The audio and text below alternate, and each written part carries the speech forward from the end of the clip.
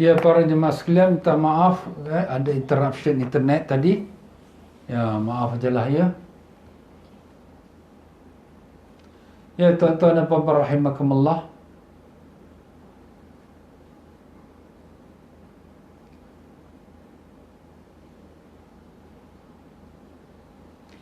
Tadi kita sebutkan bahawa langit dan bumi itu menangis apabila seseorang mukmin itu mati, ya. Jadi langit menangis kerana amalannya sudah tak naik lagi dan rezekinya dia tak turun, pintunya dah tutup. Manakala pula bumi pun menangis kerana bumi menangis tempat salat dia. Tempat mana dia salat waktu dia hidup, kat mana tempat dia berzikir, kat mana tempat dia pergi belajar agama. Bila dia nak mati, maka tempat-tempat itu menangis kerana dah kehilangan orang itu tak lagi sujud di atas aku. Orang itu sudah tidak lagi salat di atas aku dan tidak lagi berzikir. Jadi begitulah dia, tuan-tuan. Sebab tu di sini kalau kita salat, bagusnya kita bertukar tempat, ya. Jadi bukan tempat yang sama, tapi kita berubah. Umpama dah sembahyang fardu, kemudian sembahyang sunat di sebelah sana atau sebelah sini, kita bertukar-tukar tempat. Kenapa? Lagi banyak tempat kita sujud, lagi banyaklah bumi yang menangis untuk kerana kematian kita. Jadi bila bumi ni menangis ni, tuan-tuan, dia mendoakan untuk kita. Bukan nangis saja, tapi dia doa untuk semoga Allah selamatkan kau. Selamatlah kau kembali pada Allah. Tu bumi tu doakan untuk kita. Tetapi sebagai contoh kaum Firaun, kata Nabi, ini Nabi cerita, kaum Firaun, mereka tidak ada kesan ibadat di bumi, mereka tak sembahyang. Mereka anggap diri Tuhan. Dan dengan itu tidak ada amalan mereka yang dibawa naik ke langit. Dan tidak ada bumi yang menangis kerana kematian mereka, kerana mereka tidak ada sujud di atas muka bumi itu. Jadi begitulah dia, tuan-tuan dan puan-puan dia. Kalau sekiranya kita yang sembahyang, ya,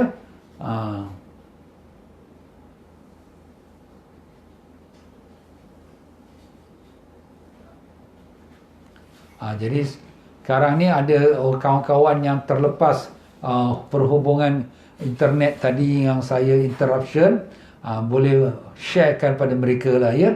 Sebab ada yang bertanya-tanya pada saya ni, jadi cubakan share pada dia. Jadi begitulah dia, tuan-tuan dan puan-puan, bumi ini akan menangis selama 40 hari. 40 hari.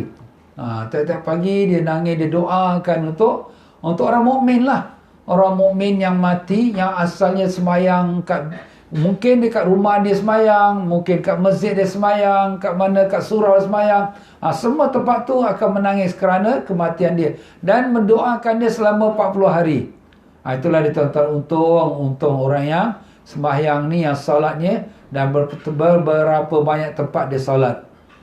Demikianlah dia dikulakan daripada Abu Naim, daripada Atta Al-Khurasani, mengatakan tidak seseorang itu sujud kepada Allah satu sujud di sesuatu tempat di bumi, melainkan tempat bumi itu akan menjadi saksi untuknya di Yaumul Qiyamah, dan bumi itu akan menangis pada hari kematian dia.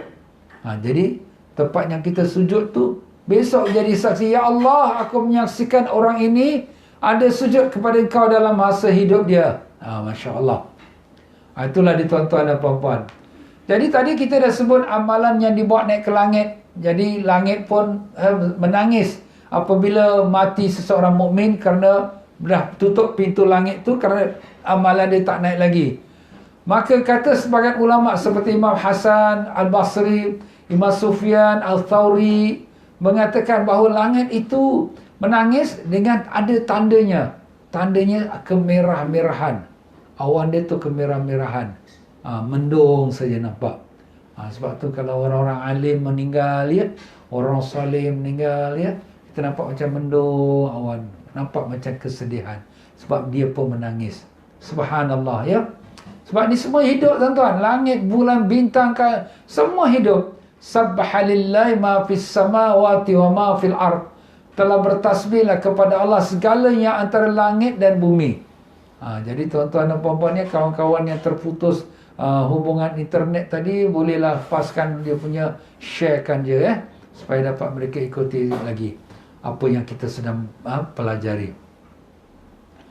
Dan demikianlah masuk kita dalam bab membicarakan tentang dafnul ibar fil ardil lati khuliqa minha, iaitu ditanamkan seseorang itu ke dalam bumi yang dia dijadikan daripadanya. Kita semua tahu yang kita ni dijadikan daripada tanah. Allah Ta'ala firmankan, auzubillahi minasyaitanir rajim, minha khalaqnakum wa fiha nu'idukum wa minha nukhrijukum taratan ukhra. Dari tanah kami jadikan kamu, dan kepada tanah kami kembalikan kamu, dan dari tanah kami akan bangkitkan kamu buat kali yang penghabisan. Jadi tuan-tuan dan puan-puan dia, jadi kita semua ni asal usul kita daripada tanah. Tetapi dari tanah itu, dari mana tanah yang mana? Tanah yang mana itu ialah kita sekarang ini dijadikan dari tanah mana, kat situlah kita akan ditanamkan. Jadi kalau Rasulullah sallallahu alaihi wasallam ditanam di kota Madinah Munawwarah, artinya apa? Artinya jasad Nabi sallallahu alaihi wasallam dijadikan dari tanah bumi Madinah Munawwarah.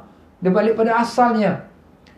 Ada orang di belayar jauh, tiba-tiba meninggal kat luar negeri pula, dan tanamlah kat sana.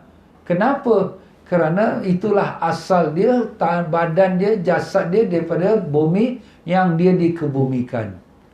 Itulah diriwayatkan pada Imam Hakim dan Imam Baihaqi. Daripada Abu Sa'id radhiyallahu mengatakan Rasulullah sallallahu alaihi wasallam melalui di kota Madinah, Nabi melihat ada orang sedang mencangkul, mengkorek lubang kubur. Maka Nabi pun bertanya, ini kubur ni untuk siapa ni? Maka mereka menjawab, iaitu kubur seorang yang berbangsa Habasyi. Habasyi itu orang Ethiopia, orang kulit hitam, yang mendatangi kota Madinah dan mati di sini. Nabi sallallahu alaihi wasallam pun menjawab, la ilaha illallah. Sesungguhnya seseorang itu dibawa kembali ke bumi yang dia dijadikan daripadanya. Macam itulah tuan-tuan. Kita pun tak tahu badan kita ni, jasad kita, jasmani kita daripada bumi mana pun kita tak tahu. Jadi di situlah kita akan dikembalikan. Tapi heran Ustaz, macam mana bumi, badan kita dijadikan daripada bumi mana ya? Sebab kita ni dijadikan daripada setitis air mani menjadi sekumpal darah, seketul daging, kemudian lepas tu keluar sebagai seorang baby. Bila masa pada bumi, jangan lupa, Datuk Adam kita yang pertama, dia dijadikan daripada tanah. Dan tanah tu diambil daripada berbagai-bagai tanah. Dan dengan itulah dia pun dijadikan Allah. Dan begitulah kita pun. Jadi tak banyak, sedikit-sedikit ada dia punya kesan daripada tanah yang kita dijadikan. Tetapi ada riwayat juga daripada Imam Hakim menceritakan daripada Ibn Mas'ud bahawa malaikat yang diwakilkan ke rahim ibu yang mengandung, dia pun mengambillah air mani yang ditumpahkan ke dalam rahim isteri itu, maka dia letakkan di tapak tangannya.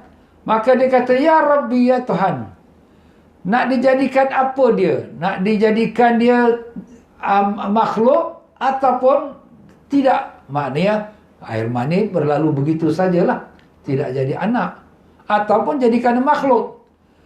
Kemudian kalau Allah pun menjawab, jadikanlah dia makhluk, jadikan dia anak. Kemudian malaikat bertanya, ya Rabbi, apa rezeki dia? Apakah takdir dia? Apakah ajal dia? Dan apakah pekerjaan dia? Itulah apabila anak tu dikandungi oleh ibunya umur 4 bulan, maka dituliskanlah rezeki dia, ajal maut dia, jodoh dia, kerja dia, baik buruk dia, celaka dia atau selamat dia, ya. Itu semua akan dituliskan. Jadi bila dia tanya pada Allah, Allah Ta'ala kata, pergilah kau tengok di dalam kitab Lauh Mahfuz. Lauh Mahfuz tu tempatnya telah disiapkan takdir sekalian makhluk Allah. maka dia pun ambillah dari situ dan dituliskanlah rezeki dia, jodoh dia, maut dia, hidup dia senang atau susah, semua dah ditulis. Jadi kita ni pun semuanya dah ditulis. Jadi diambilkan sedikit tanah daripada tanah mana yang dia akan ditanamkan nanti bila dia mati, dan dicampurkan ke dalam air mani itu. Sedikit-sedikit tu kita tak tahu, mungkin sebesar atom, Allah alam. Begitulah firman Allah Ta'ala, minha khalaqnakum wa fiha nu'idukum, dari tanah kami jadikan kamu wahai manusia, dan kepada tanah kami akan kembalikan kamu. Jadi kat mana kita punya bumi asal kita, itulah kita kembali. Kita pun tak tahu. Kita kata kita pergi holiday, pergi Australia, pergi Amerika, tiba-tiba sakit, mati kat sana. Itu tak mustahil. Sebab tu Allah jadikan sebab. Sebagaimana diriwayatkan oleh Imam Tirmizi daripada Matar bin Ukasa, daripada Rasulullah SAW bersabda, "Idza qadallahu li'abdin ayyamuta bi'ardin ja'ala lahu ilaiha hajatun." Apabila Allah Ta'ala telah putuskan, telah takdirkan dia seseorang itu mati di satu bumi, maka Allah jadikan dia ada hajat ke bumi itu. Dia ada hajat, ada urusan perniagaan. Dia ada hajat nak pergi melancong. Dia ada hajat nak pergi berobat. Pergi berobat kat mana? Ke Jepun. Pergi berobat kat mana? Ke Amerika. Tapi mati pula kat sana. Itu sebab saja. Tapi sebabnya yang sebenarnya ialah Allah Ta'ala dah jadikan dia daripada tanah di negeri yang dia akan mati. Allah. Sebab tu kita dah bacakan hadis yang awal dulu, awal-awal, di mana seseorang tu mati, di situlah dia ditanam. Tak payah kita nak bawa pindah, nak balik ke negeri kita, ke Singapura, ke Malaysia, Indonesia. Tak payahlah. Kalau dia meninggal ke Australia, sudahlah, tanam ke Australia, sudah. Kalau dia meninggal ke Amerika, sudahlah, tanam ke Amerika, sudah. Semua tu bumi Allah Ta'ala. Bumi mana pun dia ditanam, tidak akan menjadikan beban untuk dia. Yang menjadi beban dia ialah amal dia. Kalau amal dia soleh, kat negeri mana dia ditanam pun, tetap dia akan aman dan selamat. Tapi kalau amalnya amalan jahat, na'udzubillah, atau tak beriman, kat bumi mana, kat bumi Mekah tanam pun, tetap dia itu akan menjadi musibah tu dia. Abu Jahal, Abu Lahab pun tanam kat Mekah juga. Tak ada pula, Ustaz selamat, dia tak ada. Dia orang yang tak beriman. Banyak orang yang tak beriman yang menentang Nabi sallallahu alaihi wasallam dalam masa hidup Nabi. Mati di Mekah, mati di Madinah. Apakah mereka akan selamat? Tak ada. Itu sudah hukum Allah Ta'ala. Tapi sudah tentulah kalau orang beriman mati di Mekah atau Madinah, itu yang paling baik sekali. Sebab memang ada hadis, siapa yang mati di Mekah, di Madinah, tak kena azab kubur. Walaupun hadis itu dhaif, tapi boleh diharapkan, mudah-mudahan Allah Ta'ala kabulkan. Ya tuan-tuan dan puan-puan, tetapi baiklah kalau kita tanamkan mayat itu, kalau ada kebolehan, ada kemampuan untuk ditanamkan di sisi perkuburan orang salihin, itu bagus juga. Sebagaimana diriwayatkan oleh Ibnu Asakir dalam kitab Tarikh Damaskus, bahawa dia telah menyebutkan kepada Ibnu Mas'ud radhiyallahu an, Rasulullah SAW telah bersabda, artinya, dafinu mautakum fi wasti qaumin salihin, tanamkanlah orang-orang mati kamu di keliling tempatnya orang-orang salihin, kerana mayat itu akan merasa kecelakaan apabila berjiran dengan orang-orang yang jahat, seperti mana orang-orang yang hidup merasakan kesusahan dengan jiran yang jahat. Kita kalau ada jiran, siang malam bising saja, macam mana rasa kita? Alamak, susahlah jiran ni, ganggulah. Macam tu juga kubur tuan-tuan. Sebab kubur ni pun berjiran-jiran juga. Jadi kalau boleh, kalau ada pilihan, ni kuburan orang salihin, tanam ke situ. Alhamdulillah. Sebab tu kalau kita lihat di mana ada kubur para wali-wali Allah, ulama-ulama besar, situ akan banyak perkuburan-perkuburan yang ditanam. Kerana nak dapatkan keberkahan dan dapat berjiran dengan orang-orang yang baik, mudah-mudahan dapat berkatnya. Kalau siapa yang pernah pergi ziarah makam Al-Imam Syafi'i rahimahullah ta'ala di Kairo, di Kahirah, banyak perkuburan, tapi kebanyakan kuburan tu ialah pembesar-pembesar negara. Kerana mereka dah cop. Orang biasa pergi ke kuburan lain lah. Ini dah tetap ni. Tapi pemerintah masa itu pemerintah yang solehin, orang baik-baik. Ya, mereka berkubur di samping Imam Syafi'i. Begitu juga waktu kita menziarah kubur para awliya Allah, ya, wali-wali Allah, ulama-ulama, banyak kuburan lain pula di sampingnya mengambil barakahnya. Jadi apabila hadis ini dibacakan oleh Ibnu Abbas daripada Nabi sallallahu alaihi wasallam, maka orang-orang bertanya, adakah jiran yang saleh itu dapat kita kebaikannya di dalam kubur kita? Kita ialah orang berdosa, tapi orang sebelah kita ni orang baik, orang alim, orang amal beribadat. Apa kita dapat kebaikan dia? Nabi SAW jawab, "Naam, ya, dapat kebaikan. Seperti mana kamu berjiran dengan jiran yang baik di dunia, maka begitulah kamu pun dapat kebaikan kalau berjiran baik dengan kubur yang ada di samping kamu." Pernah juga dalam video kalau YouTube siapa-siapa tengok, ada seorang ayah yang dapat isyarat, dapat petunjuk ataupun dapat alamat daripada anak gadisnya yang meninggal dunia, yang suruh ayah dia pindahkan kubur dia kerana dia terganggu dengan kubur sebelah yang siang dan malam diazab. Mungkin ada siapa dah pernah tengok, ada, ya. Jadi ayah ni bila dia dah mimpi, sebab anak ni, anak perempuan ni solehah, sembahyang tahajud tak tinggal, baca Quran tak tinggal. Dan bila dibongkar balik kuburnya, mayat dia terus terang macam badan dia macam baru tanam semalam. Diangkat, dipindahkan ke kubur lain. Dia sendiri datang, mayat itu dalam mimpi kepada ayahnya, "Pindahkanlah ayah kubur saya ni, saya terganggu dengan jiran sebelah saya ni, siang malam dalam azab." Allahu Akbar, na'udzubillah min zalik. Itulah tuan-tuan. Dan demikian pula daripada Nafi' Al-Mazani mengatakan, mati seorang lelaki di kota Madinah, ditanamkan dia, maka dilihat dia ada orang mimpi dia dalam azab daripada ahli-ahli neraka. Maka kemudian tak lama kemudian pula mimpi pula lagi dia sudah dalam macam ahli syurga, senang lenang. Maka orang yang bermimpi ni tanya kepada yang si dah mati ni, hari tu aku nak mimpi kau ni macam dalam neraka, ni sekarang aku mimpi kau macam dalam syurga. Dia pun menjawab, orang yang dah mati itu menjawab, kerana sesungguhnya telah ditanamkan berdekatan dengan kami ialah orang-orang salihin. Dan apabila seorang salihin ditanam di satu tempat, 40 kubur yang ada keliling dia mendapat syafaatnya. Allahu Akbar.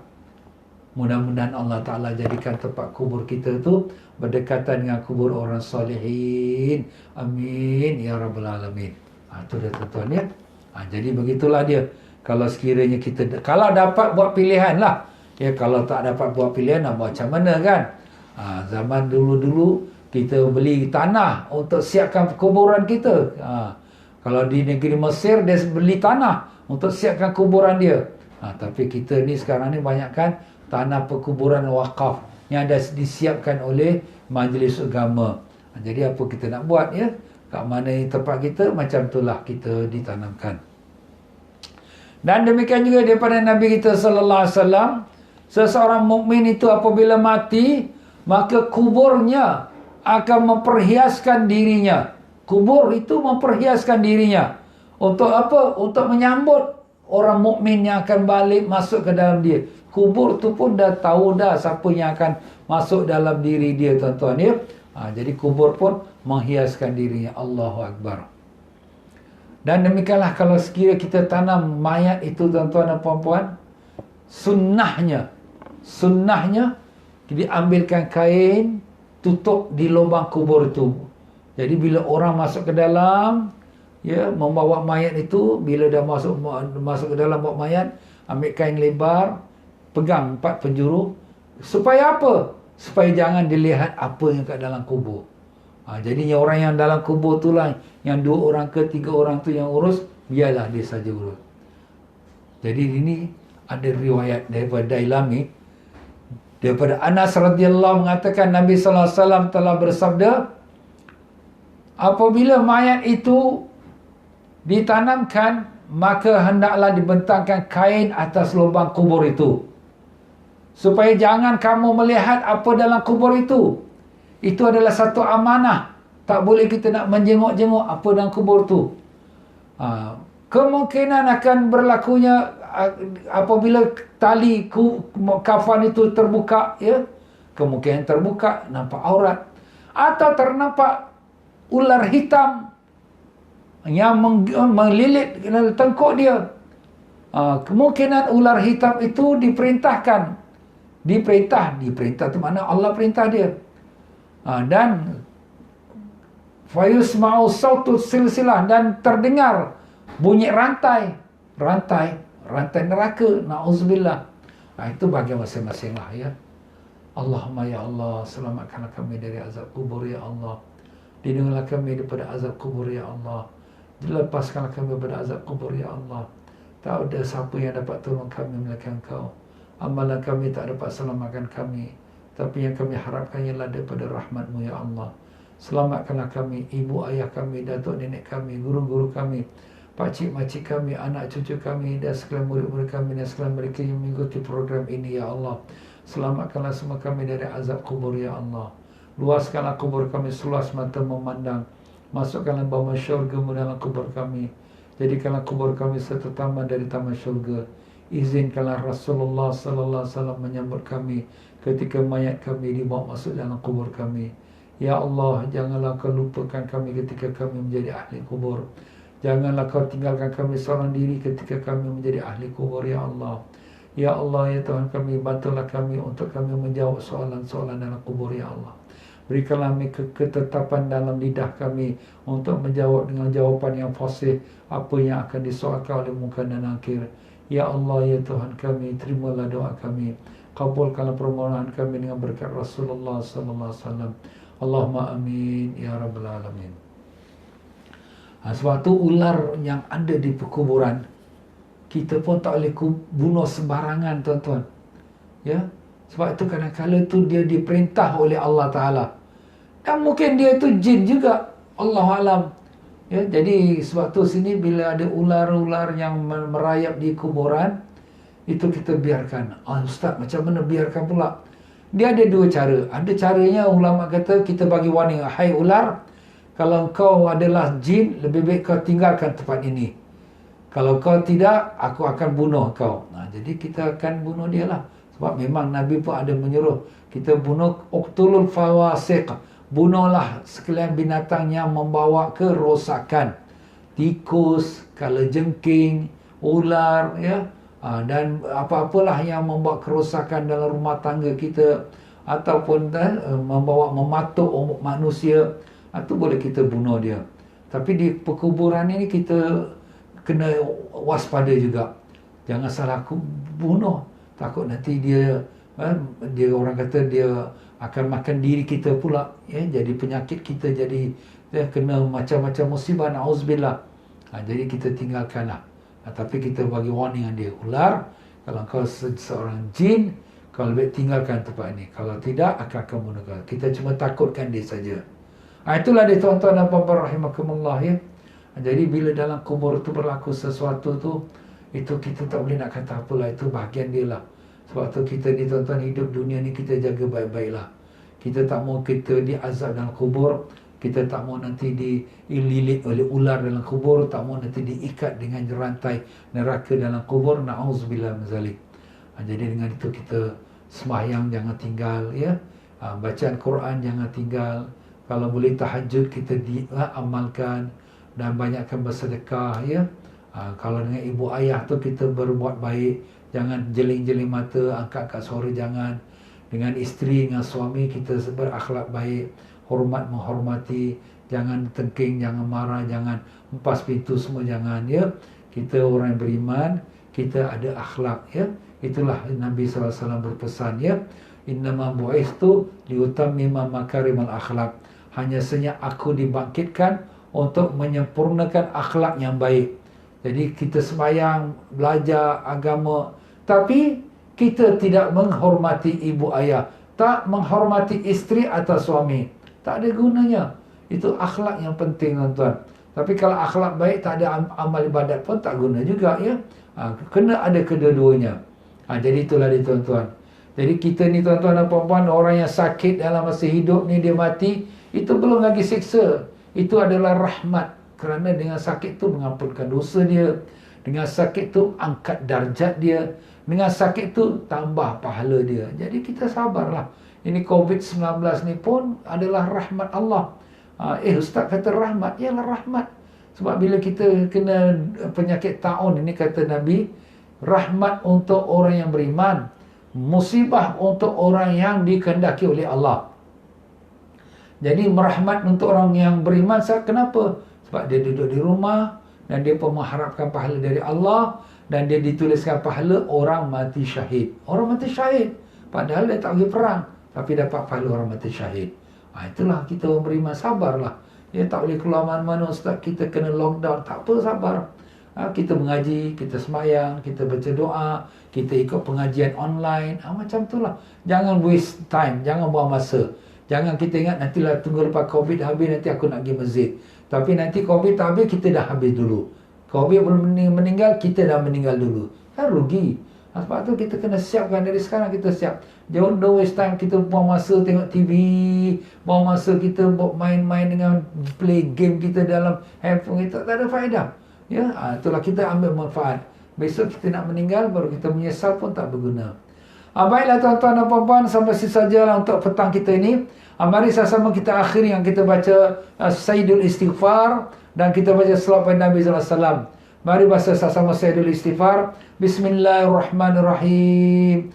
Allahumma anta rabbi, la ilaha illa anta, khalaqtani wa ana abduka, wa ana ala ahdika wa wa'dika mastata'tu, a'udzu bika min syarri ma sana'tu, abu'u laka bi ni'matika alayya wa abu'u bi dhanbi faghfir li fa innahu la yaghfiru dhunuba illa anta. Kita baca doa pelindung pula. Allahumma anta rabbi, la ilaha illa anta, alaika tawakkaltu, wa anta rabbul arshil azim, ma sya'allahu kan, wa ma lam yasha' lam yakun, la hawla wa la quwwata illa billahil aliyyil azim. A'lamu anna allaha ala kulli syai'in qadir, wa anna allaha qad ahata bi kulli syai'in ilma. Allahumma inni a'udzu bika min syarri nafsi wa min syarri kulli dabbatin anta akhidhun binasiyatiha, inna rabbi ala siratim mustaqim. Mari kita baca selawat 10 kali yang telah saya ijazahkan. Siapa yang belum terima ijazah, saya ijazahkan dia. Selawat yang di mana dibaca 10 kali pagi, 10 kali petang. InsyaAllah kalau dia mati, Rasulullah SAW sambut dia dalam kubur dia.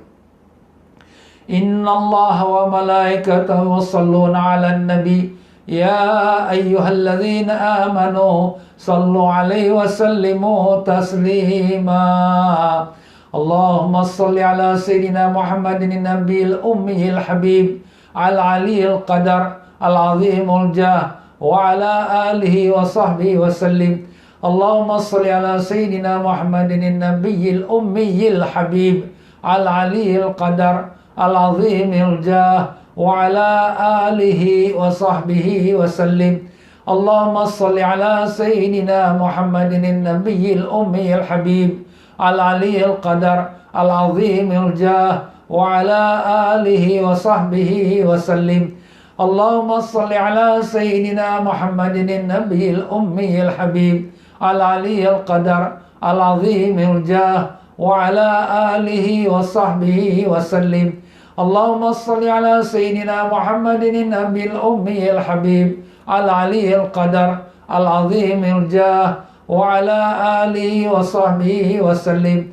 Allahumma salli ala Sayyidina Muhammadin Nabil Ummiyil Habib Al-Aliyil Qadar Al-Azimil Jah wa ala alihi wa sahbihi wa sallim. Allahumma salli ala Sayyidina Muhammadin Nabil Ummiyil Habib Al-Aliyil Qadar Al-Azimil Jah wa ala alihi wa sahbihi wa sallim. Allahumma salli ala Sayyidina Muhammadin Nabil Ummiyil Habib Al-Aliyil Qadar Al-Azimil Jah wa ala alihi wa sahbihi wa sallim. Allahumma salli ala Sayyidina Muhammadin Nabil Ummiyil Habib Al-Aliyil Qadar Al-Azimil Jah wa ala alihi wa sahbihi wa sallim.